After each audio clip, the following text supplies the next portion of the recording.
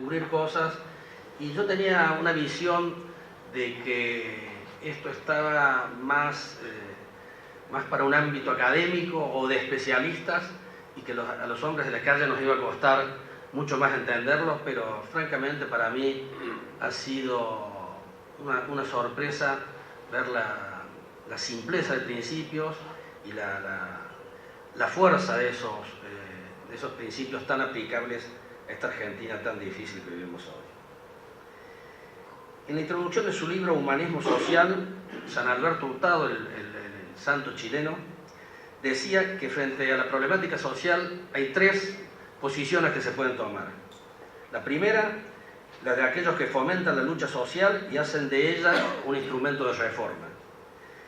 Otra actitud es la de la mayoría, de los que se abstienen en la pelea. Es más, se despreocupan de ella y llegan a dirigir en sistema su indiferencia. Se cruzan de brazos, indolentes ante el porvenir, desinteresados del bien común y del progreso de la justicia social. Poseen bienes y los gozan. Total, ¿quién les ha ordenado encargarse de sus hermanos? Muchos así proceden o procedemos, no por malicia, sino por desconocimiento de los hechos y por falta de reflexión de la doctrina. Hay en ellos más ignorancia que malicia.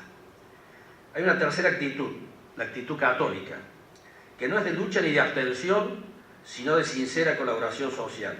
Su meta es realizar en la práctica la verdadera y auténtica fraternidad humana.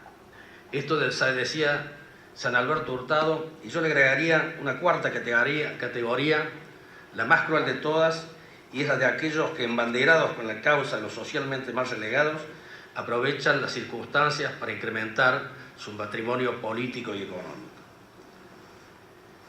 No podemos olvidar que el espíritu sobrenatural, que es el combustible básico para encarar y estudiar todo esto, no alcanza por sí solo para solucionar los problemas sociales. Aunque los cristianos todos fuésemos santos, no daríamos solución al problema social, aunque sería más fácil porque desaparecería el egoísmo. Pero de todos modos, hace falta la técnica. Es necesario observar las cosas, criticar ideas, discutir, construir, y eso es lo que me parece realmente valorable de este ámbito acá en Acre, donde cada uno con su granito de arena va contribuyendo a acercarnos a la solución o proponer soluciones alternativas para el tiempo, que son tan importantes para el tiempo actual como para la eternidad. Pero para que esta doctrina, la doctrina social, penetre en el alma de los católicos y se traduzca en acciones, es necesario despertar el sentido social, el cual es previo a las realizaciones y a la cultura social. Es como un apetito, si este no se despierta, ¿para qué sirve preparar la comida? El católico que quiera resolver los problemas sociales necesita una actitud católica. Sin ella, por más ciencia que se tenga, no se tendrá una visión católica, y para lograrla es necesario hacerla desde la visión de Cristo y de la Iglesia. Y acá es donde está el gran valor de la doctrina social de la Iglesia como guía para la acción. Quisiera referirme a algunos conceptos erróneos que se han ido metiendo en la mentalidad argentina, que son algo común entre nosotros y que han sido absolutamente dañinos para el desarrollo de nuestro pueblo y que van totalmente en contra de la doctrina social de la Iglesia. En estos días estoy repitiendo algo que me sirve a mí mismo y creo que lo sirve a los demás, referido a un pensamiento, una frase de un filósofo español que decía, refiriéndose a sus compatriotas, que la mayor parte de la gente se pregunta qué es lo que va a pasar, cuando en realidad lo que deberíamos preguntarnos, y muy pocos lo hacemos, es qué vamos a hacer. Por eso estos errores que se han metido en la sociedad me parece que son una interpelación para los empresarios, una interpelación a los empresarios para tratar de aclararlos y para tratar de luchar contra ellos. El primero de ellos, de estos errores, es la demonización de la actividad empresaria y del lucro. Es un odio a todo lo que suena a riqueza, dinero o capital, siempre y cuando esté en el bolsillo ajeno. Tenemos la necesidad de contrarrestar los ataques a la economía de mercado y a las instituciones políticas que sustentan nuestra democracia y la consiguiente embestida contra los valores de la libertad y la responsabilidad individual que realizan los partidarios de un Estado benefactor. Yo recuerdo hablando de lo que decía Hércules, de la imagen de los empresarios, que allá por el 2002, después de la crisis, a MKT, un grupo de empresarios, le encargamos un trabajo para hacer un estudio profundo de qué pensaba la sociedad de los empresarios. Ciertamente era un momento muy especial, veníamos de esa crisis tan profunda, pero para mí fue un impacto grandísimo, y no puedo decir las cifras, pero ver la pésima imagen que teníamos ante la sociedad, que por supuesto tenemos nuestra responsabilidad, pero también hay una parte creada por estos sembradores del equívoco y muchas veces del odio. Se considera en este concepto de la demonización de la actividad empresaria que la riqueza es una cosa dada, es una stock donde cada uno tiene que ir a sacar o a manotear la parte que pueda. Y por lo pronto significa una pelea, es un juego de suma cero, cuando en realidad la riqueza es una cosa que se genera trabajando conjuntamente, respetando los derechos del que está junto a nosotros, incluso beneficiándolos. Pero es parte del discurso antiempresarial vigente, que tiene un doble objetivo: privatizar la culpa de la pobreza y la injusticia, adjudicándosela justamente al sector privado, y por otro lado aumentar el tamaño del Estado para proteger, entre comillas, a la ciudadanía frente a los abusos del empresariado.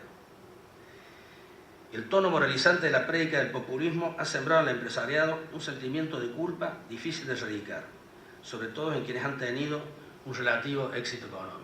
Y es una realidad. Casi lo hemos asimilado y sentimos una culpa. Ayer tuvimos la suerte de tener en la bolsa la visita del padre Rossi, el jesuita, donde dedicó una charla exclusivamente a los empresarios, y me pareció que realmente interesante, porque a la par de marcar las responsabilidades gravísimas que tenemos, nos remarcó la gracia, la suerte que tenemos de ser empresarios, y que, bueno, que debe ser una cosa llevada con alegría y con muchísima ilusión. Creo que es tiempo de que los empresarios saquemos la cara, dejemos el silencio y, orgullosos de nuestro papel, demos el ejemplo, fijemos las estrategias y estemos a la altura de los desafíos. Es hora de reconsiderar seriamente las actitudes de todos nosotros ante esta crisis. Otro de los errores enquistados en muchos sectores es proponer al Estado como única solución a los problemas.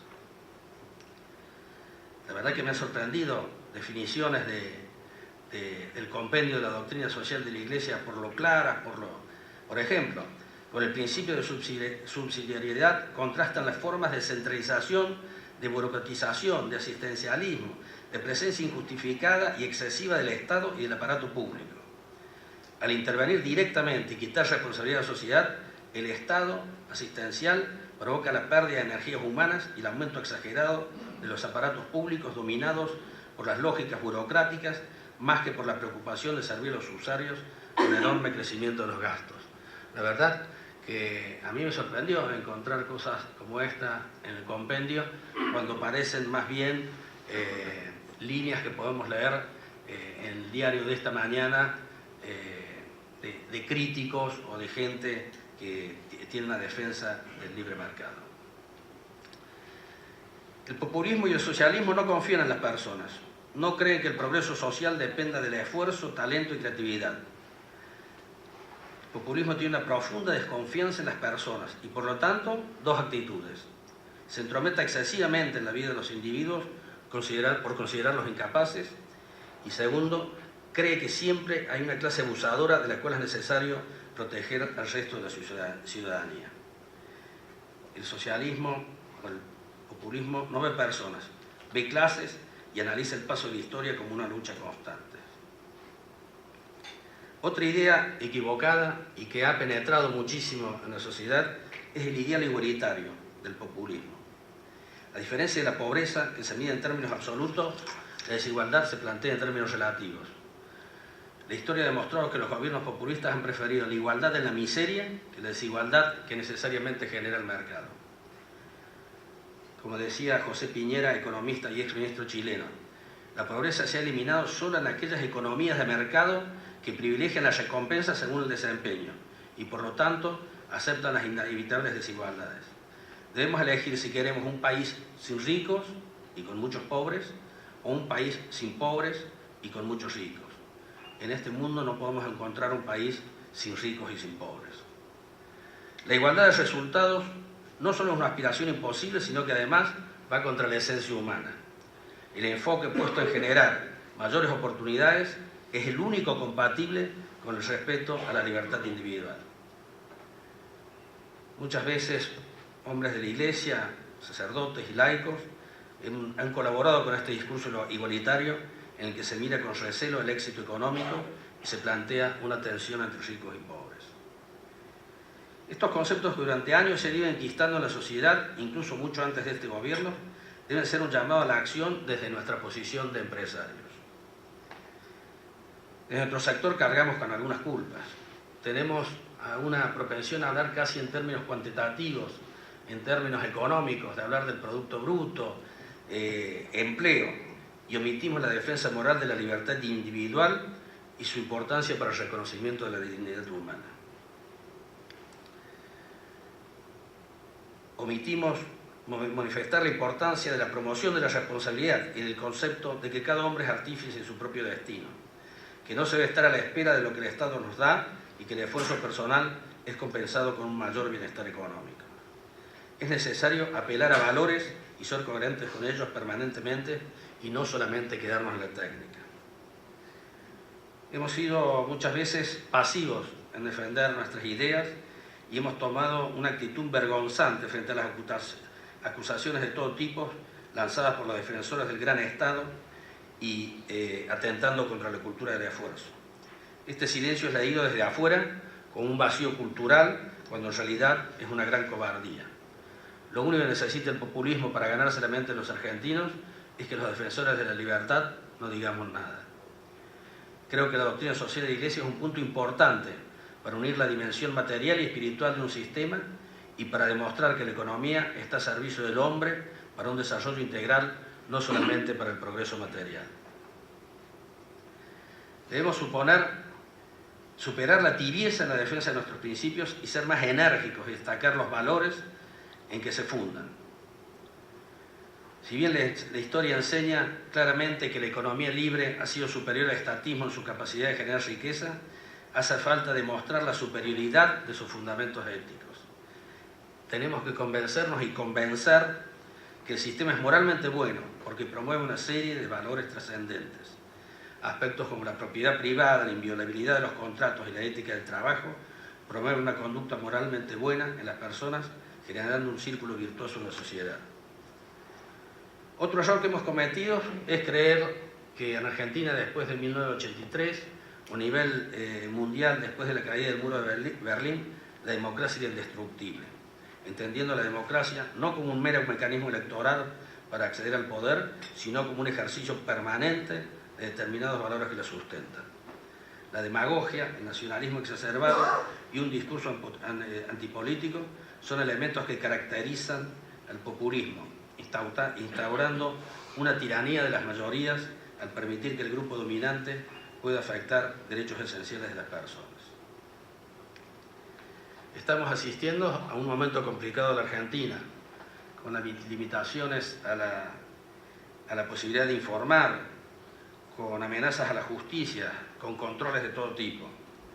Son momentos difíciles, pero también momentos de esperanzas que nos dan la fortaleza necesaria para defender nuestras ideas, pero para también, no solamente defender nuestras ideas, sino imbuirnos de una épica, de una visión y también de un relato que llegue al corazón de la gente, con un optimismo basado en la capacidad del hombre común para forjarse un porvenir, en la factibilidad de que sus hijos puedan desarrollar sus potencialidades y también en la posibilidad de tener un Estado facilitador en lugar de un gestor para que cada uno de nosotros pueda ser más que testigo, artífice de un futuro mejor. Muchas gracias.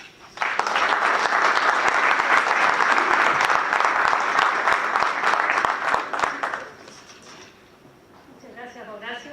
También contamos entre los presentes al presidente de la Bolsa de Cereales, el ingeniero Verdero. Muchas gracias por venir. Gracias. Ya me ha pasado otras veces que como quedo al final me veo más apretado, pero voy a tratar de ser muy breve. Yo quería invitarlos en este contexto del tema que estamos abordando y ante esta diversidad y conversación